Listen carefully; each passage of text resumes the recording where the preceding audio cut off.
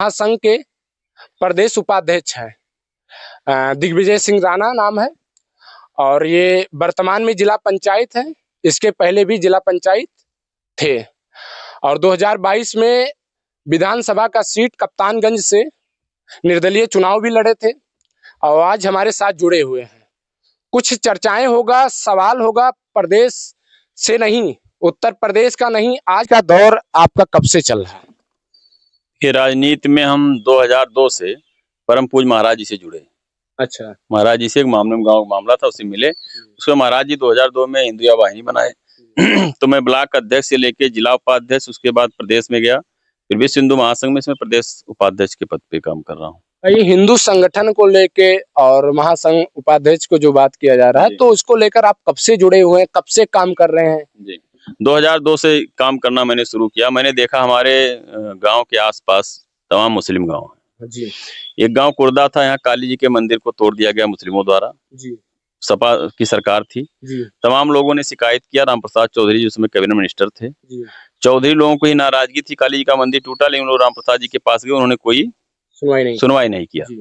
हमारे पास लोग आए तो मैंने कहा अगर एक भी व्यक्ति इस गांव में कहेगा यहाँ काली जी का मंदिर था और प्रशासन मानेगा तो मैं बनवाऊंगा, मेरी जिम्मेदारी है। मैंने एसडीएम से बात किया तो एसडीएम ने कहा कि वो मंदिर नहीं बन सकता है। तो मैंने कहा सर, उत्तर प्रदेश है, कोई पाकिस्तान नहीं है। उत्तर प्रदेश का बस्ती जनपद है। उत्तर प्रदेश में कोई ऐसा गांव नहीं है जहाँ काली जी ना हो। फिलहाल मैंने एसडीएम से कहा कि नहीं, वो हम जबरदस्ती बनवाएंगे। मैंने कहा नहीं कहना चाहिए, लेकिन मैंने कहा, उसमें कोई संकोच नहीं है। मैंने कहा और जबरदस्ती बनवाया भी मैंने।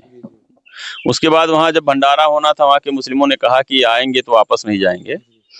तो मैंने इसकी धमकियां दिया गया कि अगर आएंगे तो फिर वापस नहीं जा पाएंगे। किसको धमकी दिया गया? धमकी दिया गया कि अगर कुर्दा में घुस गए तो वापस नहीं जाएंगे। इस बात को मैंने एसपी से बताया, एडिशनल एसपी बताया, सीओ से बताया, एसओ से बताया। सीओ ने कहा कि वहां मत जाइए। हम कहे सर, वो मेरा जिला पंचायत क्षेत्र है, कोई पाकिस्तान और कराची नहीं, मैं जाऊंगा और मुझे किसी सुरक्षा की जरूरत नहीं है। हमारे पास हिंदू जनमानस, हमारे हिंदू नौजवान इतने हैं, मैं सुरक्षित रहूंगा, लेकिन कोई घटना दुर्घटना होगी उसकी जिम्मेदार आप होंगे। तो मेरे जाने से पहले वहाँ 4-5 पुलिस व्यवस्था की गई। मैं वहां गया भी, भंडारे में शामिल हुआ, 1-1.5 घंटा समय दिया, आया। पेड़ार में काली जी का मंदिर था, उसको भी उन लोगों ने तोड़ दिया। वो भी सपा सरकार थी। वहां भी हम लोगों ने 1 हफ्ते का समय दिया। तो वहाँ एसओ ने, विनोद चंद्र श्रीवास्तव एसओ थे, उन्होंने ये मंदिरों को लेकर जो घटना बता रहे हैं सब समाजवादी की सरकार में ही हुआ, पार्टी की सरकार में। और यहाँ जो कप्तानगंज के क्षेत्र या बस्ती जिला के लेकर वो भी समाजवादी के ही नेता थे। समाजवादी के नेता थे। यहाँ से माननीय कैबिनेट मिनिस्टर रामप्रसाद चौधरी जी। अच्छा। सल्टुआ दीगर, अभी तमाम, ये सब हम बगल की बात बता रहे हैं, कहीं दूर की बात नहीं। आप कहीं जाके भी पूछेंगे तो लोग बताएंगे। अच्छा, तो क्या हुआ उसके बाद? फिर काली जी की मूर्ति को जो है प्रशासन ने दबाव बनवा के वहाँ के जो मुस्लिम प्रधान थे उन्होंने बनवाया। उन्होंने जाना कि जब हम 100-150 की संख्या में थाने पे चढ़े युवाओं के साथ, तो उनको लगा कि मामला बिगड़ रहा है, तो उन्होंने 1 हफ्ते समय देकर उसको बनवाया। सूंड जो टूटा हुआ था काली जी का।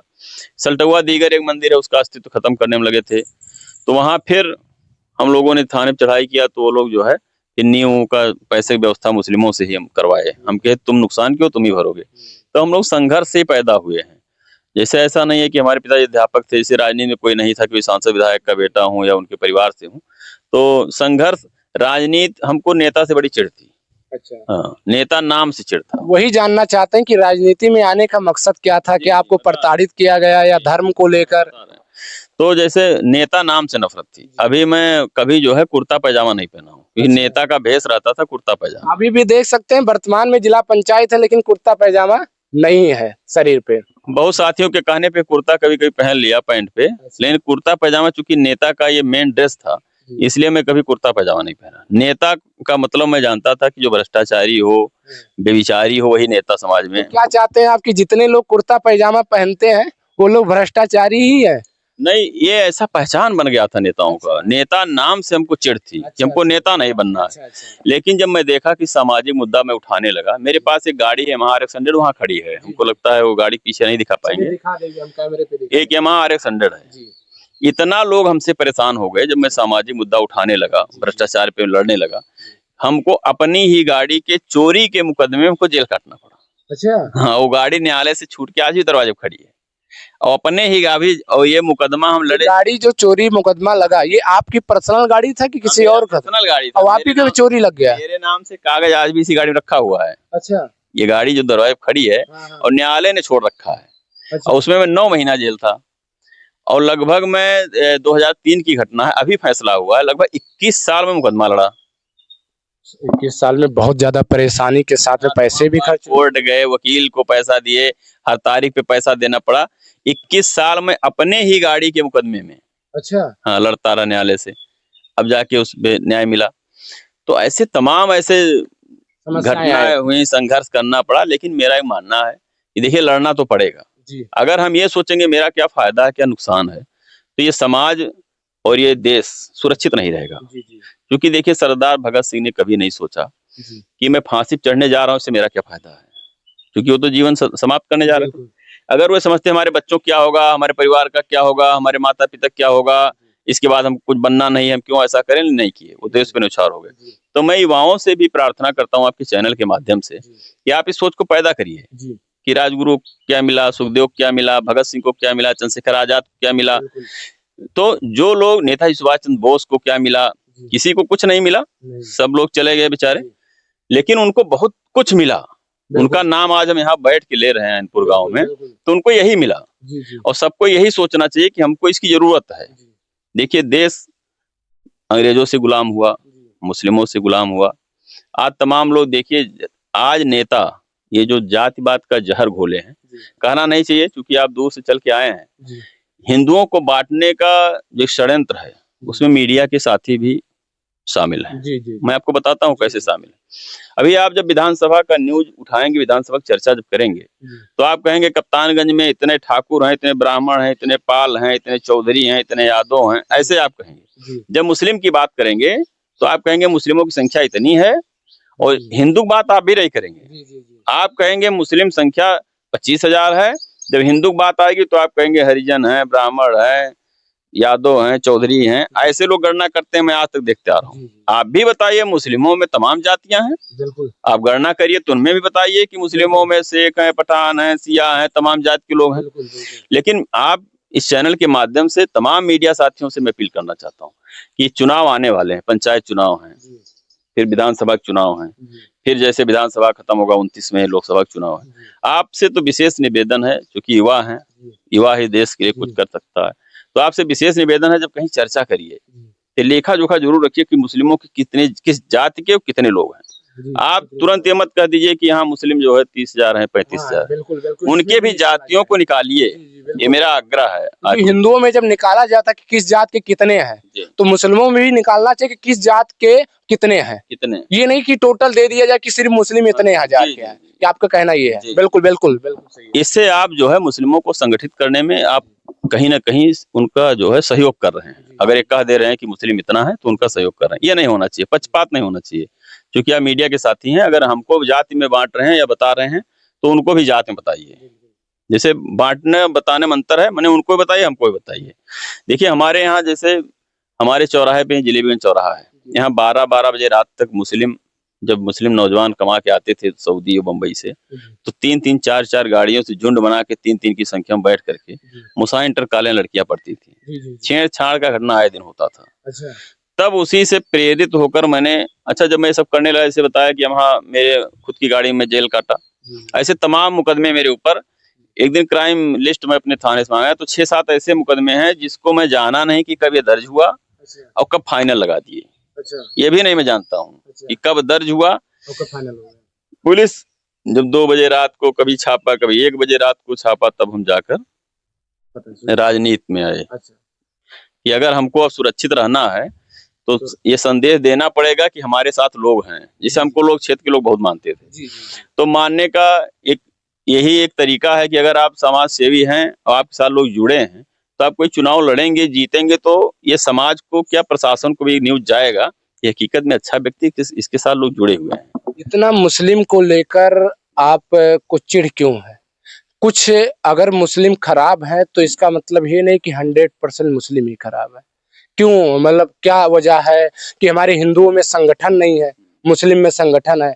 अगर एक मुस्लिम को आप किसी भी प्रकार का एक बार आप रे करके देख दीजिए तो वो फोन करेगा तो 50 मुस्लिम आ जाएंगे। हमारे हिंदू में ऐसा है कि अगर एक मुस्लिम मार के जा रहा है, अगर वो हिंदू किसी और के पास फोन कर रहा है तो तमाशा देखेगा, वो नहीं साथ देगा। क्या वजह है ये सब चीजों को लेकर? देखिए मुस्लिम कुछ अच्छे हैं, ये भी कहना गलत है। जी। मैं मानता हूं कि 99% मुस्लिम खराब है। उसका मैं प्रमाण पत्र आपको दे रहा हूँ। नहीं, मेरा मानना नहीं, ये लोगों की मानना है। नहीं, मैं कह रहा हूँ, मेरा भी ये मानना है कि 99% मुस्लिम खराब हैं। क्यों खराब हैं, मैं ये भी बता रहा हूँ। राम जन्मभूमि का मामला था, हम कहते हैं हिंदू मुस्लिम भाई भाई नारा लगाते हैं हर मन से। एक मुस्लिम पूरे भारत या पूरे, मैं भारत की बात नहीं करूंगा, बहुत बड़ा देश है, उत्तर प्रदेश में मैं कहीं एक मुस्लिम के मुंह से नहीं सुना कि क्यों ना हम राम मंदिर को हिंदुओं को दे दें। बिल्कुल कहना चाहिए था। आप कहते हैं कि विवादित स्थल पे इबादत नहीं हो सकता है, हमारी नमाज नहीं हो सकती है।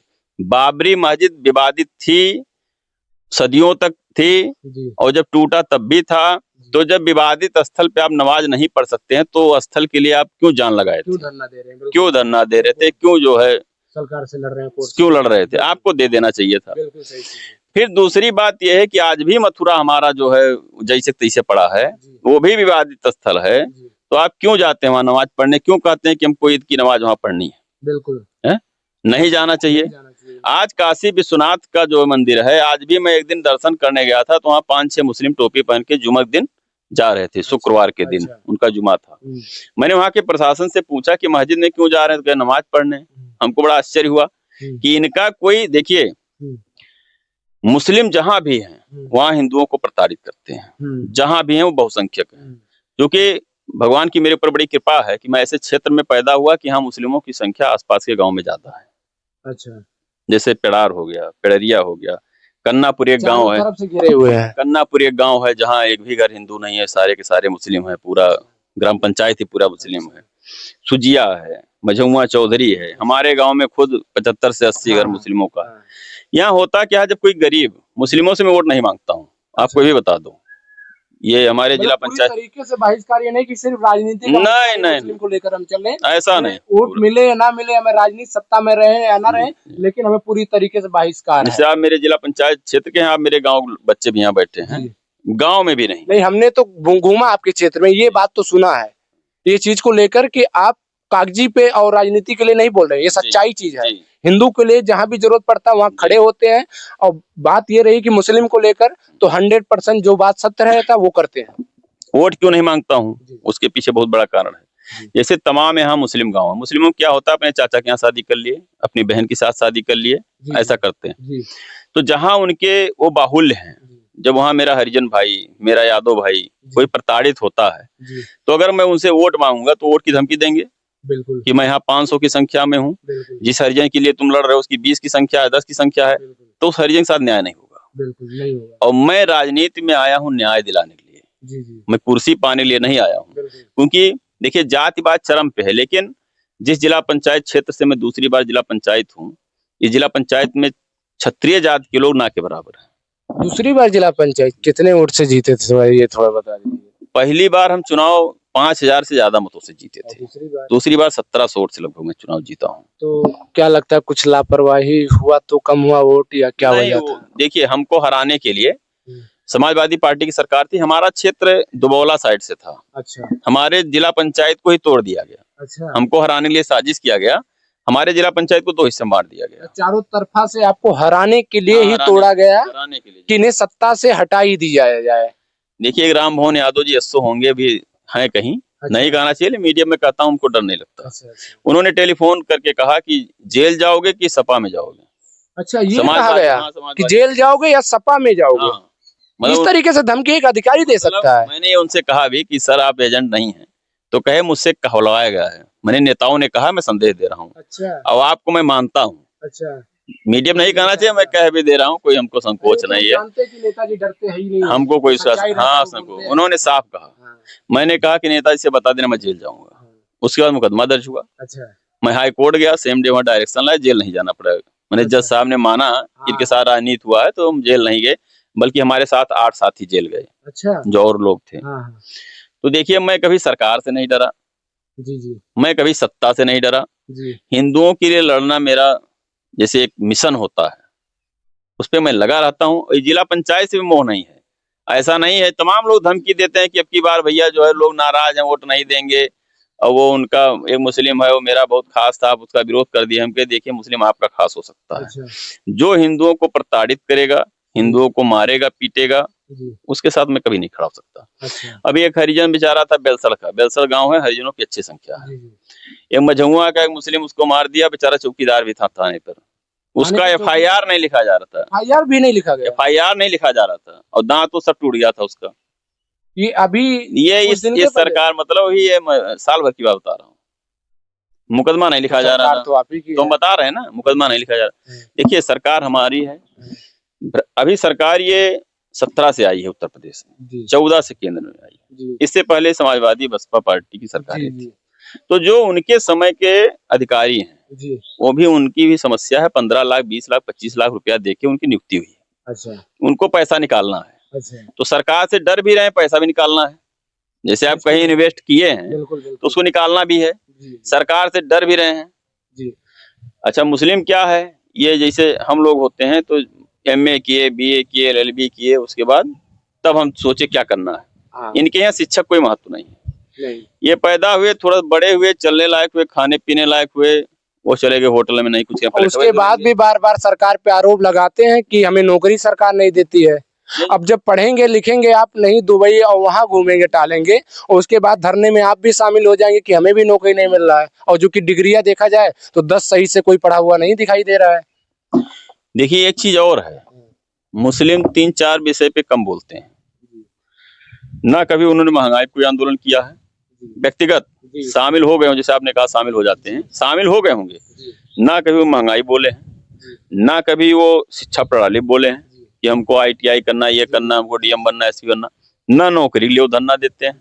देखिए उनका मिशन है, वो प्लान करके चल रहे हैं कि पूरा भारत मेरा है। समझिए कैसे, वो जनसंख्या पे जोर दे रहे हैं। और मैं आज के आपके चैनल पे दावे के साथ अपने दर्शकों को, हमारे दर्शकों को बताइए कि उन्हें समझने की जरूरत, हम तो समझ रहे हैं। जी। तो मतलब मैं यही कह रहा हूँ, दर्शकों से ये अपील कर रहा हूँ कि देखिए उनका एक प्लान है कि देश पे कब्जा करना है, और कब्जा करना है, ये कोई नई बात नहीं है। उन्होंने कब्जा करके दिखाया भी है। कहाँ किया है? कश्मीर में जब 5 लाख हिंदू कश्मीर से निकाले गए और भाग के शरणार्थी, अपने ही देश में शरणार्थी बनकर कहाँ रहे, वो दिल्ली और मुंबई की सड़कों पे भीख मांगने मजबूर हुए।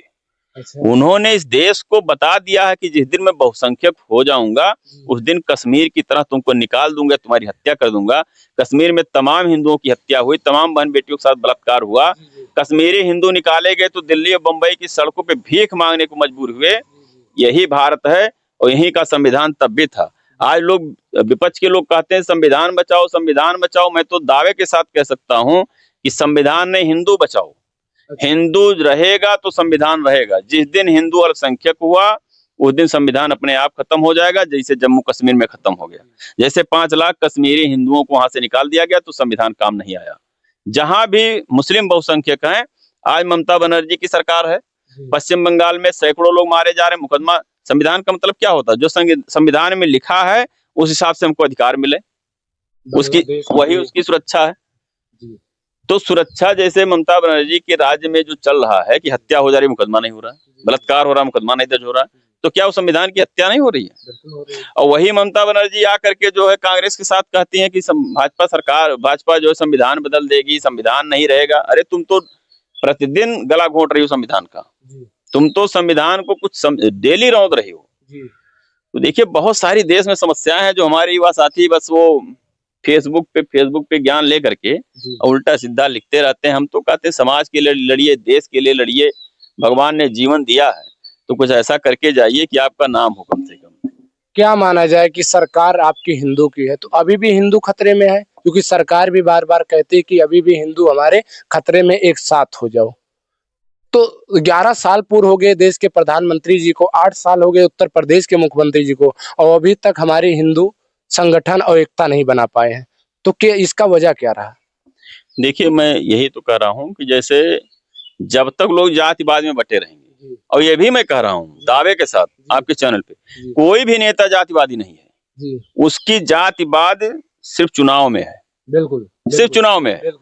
और एक भी नेता जातिवादी इसलिए नहीं है कि कोई अपने जाति का शुद्ध कोई नहीं पूछता है। राम प्रसाद चौधरी जी हो, महेंद्र यादव भी हो, जितने लोग जातिवादी पार्टियों में, कोई नहीं पूछने आता है कि भैया आप यादव हैं तो आपकी बहन बेटी शादी हो रही कि नहीं हो रही है, कितना पैसे की व्यवस्था करा दे। भाई जातिवाद आप कर रहे हैं तो जात के लिए लड़ रहे हैं तो उनके समस्याओं में शामिल होना चाहिए। बिल्कुल बिल्कुल होना चाहिए। कहीं कोई घटना दुर्घटना हो रही है, अच्छा देखिए एक बहुत बड़ा षड्यंत्र नेताओं का ये है, आपका अगर विरोध किसी मुस्लिम से हो गया, आप भले चौधरी हैं, भले राम प्रसाद जी सांसद हैं, उनके लड़के विधायक हैं, तो आपके साथ नहीं खड़े होंगे। जिस दिन आप मुस्लिम से फंसेंगे उस दिन वो आपसे किनारा कस लेंगे। ये तो एक आरोप लग रहा है कि सांसद और विधायक पे आप लगा रहे हैं। नहीं, हम सांसद विधायक नहीं, हम उन सारी राजनीतिक पार्टियों पे लगा रहे हैं जो जात-पात की राजनीति करते हैं, और उसका तमाम प्रमाण मेरे पास है। ये भी हकीकत है कि 2022 में अगर निर्दलीय चुनाव लड़े, अगर ये पार्टियां देखकर वोट अगर ना दिया गया होता तो शायद आज विधायक भी बने होते। क्यों? क्योंकि आज हिंदू के लिए हमेशा लड़ते हैं, हिंदू की बातें करते हैं, जहां भी बात आता है हिंदू के लिए वहां सर कटवाना पड़े तो पड़ते हैं। उस टाइम से प्रताड़ित होते हुए आ रहे हैं, कितने मुकदमा झेले, बताइए कितनी परेशानियों को झेले। सोचिए कि जो हमारी खुद की बाइक थी उसको FIR दर्ज करके चोरी लिखा दिया गया, मुकदमा हुआ, और उस सरकार से लड़ते लड़ते आज अपनी सरकार भी ले आए। और वजह आने की सत्ता में यही था कि इन्हें प्रताड़ित किया गया, इन्हें परेशान किया गया, और जब लगा कि अब दिखाना पड़ेगा कि अब लोग हमारे भी साथ है तो राजनीति में आना पड़ा। लेकिन समस्या इस बात का रहा कि आज धरातल पे जब उतरे और उतर के लोग की जरूरत था कि कप्तानगंज का कुछ ऐसा विधायक को लाया जाए, और यही कप्तानगंज के लोग कहते हैं कि किसको वोट दिया जाए, चाहे बीजेपी को दिया जाए, चाहे बसपा को दिया जाए, चाहे समाजवादी को दिया जाए, किसी का काम भला होता नहीं है, कोई नेता नहीं करना चाहता। और जो नेता करना चाहता है काम, वैसे नेता को अगर पैसे नहीं है, 2 करोड़ 2.5 करोड़ नहीं है कि वो टिकट खरीद सके। और ये भी जरूरी है कि जब आपके साथ रोज खड़े रहेंगे, आपके दुख में रोज शामिल रहेंगे, तो पैसा कहाँ से रहेगा। अगर भ्रष्टाचार किए होते और अगर आपको लूट कर रखे होते तो 2 करोड़ रुपया देकर टिकट ये भी ले सकते थे। हाँ नेताजी, तो कहीं ना कहीं ये आप लोग की सीखने की जरूरत है। ये जरूरत नहीं है कि ये चुनाव लड़े तो इन्हीं को वोट दीजिए, लेकिन इस बात को लेकर है कि जातवादी में यही बात हो रहा कि जातवादी में बंटने की जरूरत नहीं है, नहीं एकता कभी नहीं होगा। और रही बात विकास की, तो बस्ती का कभी नहीं हो पाएगा। तो जी, और भी आप सवाल कर रहे थे। जैसे देखिए मैं सबूत के साथ बात करूंगा, जैसे मैंने कहा कि राम प्रसाद जी हो, महेंद्र यादव हो, कोई भी जातिवादी नेता हो, अपना जात का नहीं है जी। एक हड़ही में एक चौधरी साहब हैं, 2 मंजिला उनका विद्यालय है। एक मुस्लिम जबरदस्ती उनके साथ जो है जमीन कब्जा करना चाह रहा था, चौधरी साहब का। जितने जमीन उसका लिखा पढ़ी में है उससे 3-4 गुना ज्यादा जमीन पे काबिज है मुस्लिम। अच्छा। उसके बाद भी चौधरी साहब के परिवार को पीटा, मारा पीटा। अच्छा। वो बेचारे मेरे पास आए। देखिए वो चौधरी समाज से हैं, चौधरी समाज से हैं, सांसद और विधायक भी हैं, उन्हें आपसे न्याय चाहिए। मेरे पास आए, कहे भैया आप 10 मिनट के लिए मेरे विद्यालय पर आ जाइए, आधा न्याय मेरे साथ हो जाएगा। अच्छा। मैं उनके विद्यालय रात में गया। आपने ये भी नहीं सवाल किया कि विधायक सांसद आपके यहाँ एक बार जाइए, उनके भी न्याय। मैं जानता हूँ कि हिंदुओं को सुधारना इतना आसान नहीं है। हमारे जैसे तमाम लोग खप जाएंगे, तमाम लोगों के जीवन पार हो जाएगा, लेकिन नहीं सुधरेंगे। फिर भी हमको प्रयत्न करते रहना है, क्योंकि किसी न किसी को तो लड़ना पड़ेगा। बिल्कुल बिल्कुल। वहाँ ना तो राम प्रसाद जी गए, ना अतुल गए, ना कोई चौधरी नेता नहीं गया। अच्छा। हमारे क्षेत्र में तमाम छोटे छोटे छोटे बड़े सभी चौधरी नेता हैं जो बिरादरी की बात करते हैं। अच्छा। उनके दरवाजे तक कोई नहीं गया। अच्छा। अंत में बेचारे हमसे मदद मांगे, मैं जितना हो सका उनकी मदद किया। एक गाँव में पिड़ार है, वहाँ लगभग 50 मुस्लिमों ने एक यादव परिवार के घर में घुस के मारा। यादव के परिवार में घर, उनके घर में उसे मुसलमान मारा। ये कब की बात है? ये भी ज्यादा 6-7 महीना हुआ होगा।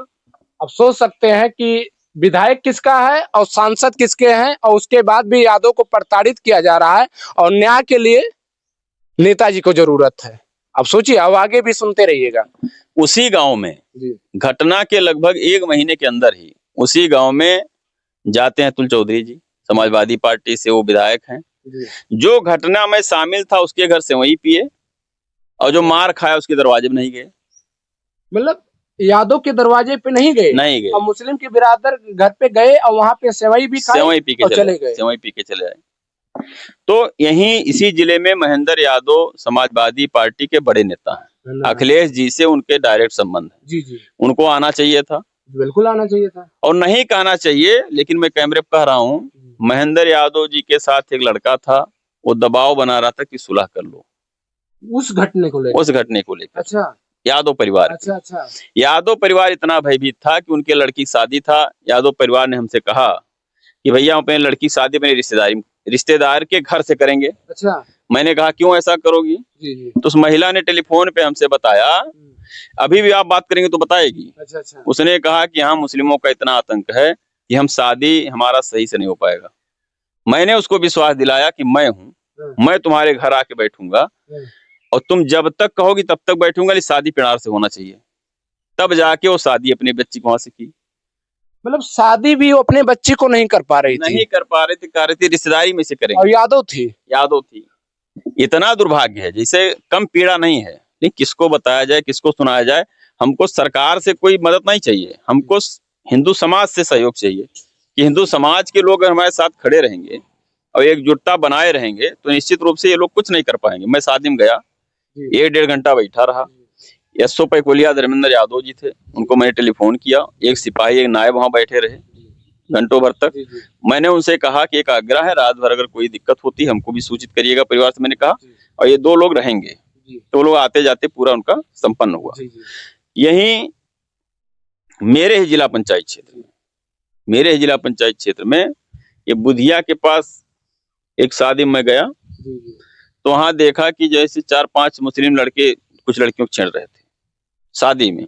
लड़कियों को हाँ, हरिजन परिवार का शादी था। संजोग से हमारी गाड़ी नहीं थी, हम गए दूसरी गाड़ी से, हमको पहचान नहीं पाए सब। तो जब गाड़ी से उतरे हम तो सब भागे सब, और 2 मिनट में सब मामला एकदम खत्म हो गया। हम समझ ही नहीं पाए कि हुआ क्या। तो उस परिवार में गया, हम कहा ये बताइए अभी यहाँ कुछ विवाद हो रहा था वो अचानक समाप्त हो गया, क्या था मामला? कहे भैया हमारे बहन बेटियों की शादी में ये हमेशा छेड़खानी करते हैं, मुस्लिम समुदाय के बच्चे। अच्छा, उस टाइम आपको सूचना भी नहीं आया था, लेकिन आपको शक हुआ और आप उस पीड़ित परिवार के घर भी पहुंच गए कि हिंदू को प्रताड़ित किया जा रहा है। इसमें जात भी नहीं देख रहे हैं कि हरिजन है कि वो यादव है या वर्मा है। मैंने कभी सोचा, ये सबसे बड़ी सवाल है कि सोचिए कि आज अगर समाजवादी की लेकर चला जाए, बीजेपी को लेकर चला जाए तो एक जात को लेकर माना जाता है, लेकिन सोचिए चाहे वो चौधरी हो चाहे यादव हो, नेताजी के द्वारा बस दिमाग में एक ही है कि वो हिंदू है तो हम उनकी लड़ाई को लड़ेंगे। और उसके आगे देखिए, समाजवादी पार्टी सरकार थी तभी वो काली जी का मंदिर जो चौधरी का बता रहे हैं मुस्लिम से था, चौधरी उसमें एक पक्षकार था, तो ना तो समाजवादी पार्टी सरकार खड़ी हुई ना तो उनके नेता खड़े हुए। एक तिलक राम यादव पेड़ेरिया के हैं, 2.5 बीघा जमीन मुस्लिम जबरदस्ती कि हम तुमको जोतने नहीं देंगे, वो बेचारे सालों से परेशान। समाजवादी पार्टी सरकार बता रहे हैं, मैंने अपना खुद ट्रैक्टर भेजा और ड्राइवर को भेजा, हम के अगर तुमको मारना पीटना शुरू करेंगे मुस्लिम समुदाय के लोग तो हमको सिर्फ सूचित करना, ट्रैक्टर छोड़ के चले आना, भगना मत वहां से, हमको सूचना होनी चाहिए। तब जाकर वो 2.5 बीघा जोता कनीराम यादव का, तब से आज तक वो काबिज है। ये सपा सरकारी बात बता रहा हूँ। इसलिए मैं कह रहा हूँ कि कोई सरकार जातिवादी नहीं है, सिर्फ कुर्सी का लालच है। एक यादव, लोग कहते हैं कि अखिलेश यादव मतलब समाजवादी पार्टी की सरकार मतलब यादव की सरकार, और उसी सरकार में 2.5 बीघा जमीन कब्जा हमको कराना पड़ेगा। इतनी विडंबना है, इतनी यादव के प्रताड़ित हो, इतना यादव प्रताड़ित आज जो। इसलिए मैं कहता हूं कि जब भी आप मुस्लिम से फंसेंगे, अब आज भी आपके चैनल के माध्यम से मैं दावे के साथ कह रहा हूं, आने वाले समय में ये देश में मार काट लूट हत्या बलात्कार देश को गुलाम करने का षड्यंत्र रचेगा। वो सिर्फ मुस्लिम समाज के जो बाबर के औलाद अपने आप को मानते हैं वही लोग कर रहे हैं और करेंगे। इसलिए न हमको अब अंग्रेजों से लड़ना है, न किसी से नहीं लड़ना, हमको लड़ना है तो उन बाबर के औलादों से लड़ना है। इसलिए हिंदू समाज अगर इकट्ठा नहीं रहेगा तो 2050 तक, बहुत नहीं 25 चल रहा है, 25 साल और है हिंदुओं के पास। अब वो चाहे आपस में लड़के कट मर जाएं, क्योंकि मुस्लिमों से हम गुलाम रहे हैं, कोई नई बात हम नहीं बता रहे हैं। और यही देन है, मुस्लिमों से हम गुलाम रहे तो ऐसा नहीं है, उस समय भी लोग संगठित नहीं थे। जब गोंडा के राजा को लूटा जा रहा था तो बस्ती राजा यासी कर रहा था कि जो है अभी हमारे यहाँ आएंगे तो निपट लेंगे। जब बस्ती के राजा लूटे जा रहे थे तो गोरखपुर के राजा यासी कर रहे थे कि हमारे यहाँ ऐसे ऐसे करके उन्होंने पूरे देश को लूट लिया। अगर एक गोंडा में घुसे और उसी समय अगर बस्ती के राजा और बहराइच के राजा आसपास के राजाओं ने घेरा होता तो ही मारे गए होते। बिल्कुल सही चीज है। हिंदू समाज तो इतना बहक गया, बताइए। वो जो वहाँ मेला लगता था पश्चिम में, पच्छू बाबा के नाम से बहराइच में, सुहेल देव जिन्होंने कितने हिंदुओं की जान बचाई, उनका पूजा होना चाहिए था। धन्य है योगी आदित्यनाथ जी महाराज उस मेले पे प्रतिबंध लगाए, इस बार मेला नहीं हुआ, अब भविष्य में होगा भी नहीं। जिस व्यक्ति को हमारा हिंदू समाज पूज रहा था, हजारों हिंदुओं का कत्लेआम करने का सबूत है। उसी की हम पूजा कर रहे थे जिसने हमारे हजारों हिंदुओं को कत्ल कर दिया। वजह क्या रहा कि इतने संघर्ष करने के साथ भी आप डरते नहीं हैं, हमेशा लड़ते रहते हैं, हमेशा जब भी जरूरत पड़ता है तब तक देख रहे हैं कि आप जब भी जरूरत पड़ता है तो मैंने आपके क्षेत्र में भी गया हूँ। जितनी भी बातें आपने रखा ये 100 में 100% सही है, क्योंकि पहली बार किसी नेता का इंटरव्यू ले रहा हूँ और वो जितनी भी बातें रख रहे हैं वो सच्चाई है।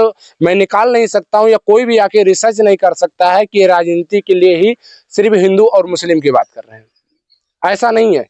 ये शुरू से थे और ये सत्ता में आने की इनकी वजह यही था कि ये प्रताड़ित ना हुए होते, हिंदुओं को प्रताड़ित ना किया गया होता तो शायद आज सत्ता में ना होते, राजनीति में। मतलब कुर्ता पैजामा भी पहनने के लिए सबसे बड़ा विरोधी यही थे कि हम कभी नहीं पहनेंगे, क्योंकि हमें नेताओं से सबसे ज्यादा देखकर इस चीज को लेकर समस्या उठता है कि जितने भी कुर्ता पहने होते हैं ये करते क्या, राजनीति का वोट और जातवादियों में बंटवारा। आज हमारी हिंदू अगर संगठन में नहीं है तो बताया जा रहा है कि 2025 चल रहा, 25 साल के बाद में ये हिंदू पूरी तरीके से खतरा में आ जाएगा। तो आगे की आपकी लड़ाई क्या है? आप लड़ते हुए आ रहे हैं, शुरू से लड़े और उस सरकार में लड़े जिस सरकार में आपको सबसे ज्यादा प्रताड़ित किया गया, मुकदमे लादा गया, आपने वो संघर्ष करके वो झेल कर आज आप जगह पे बैठे हैं, वर्तमान में जिला पंचायत भी हैं, बीजेपी से जुड़े भी हुए हैं।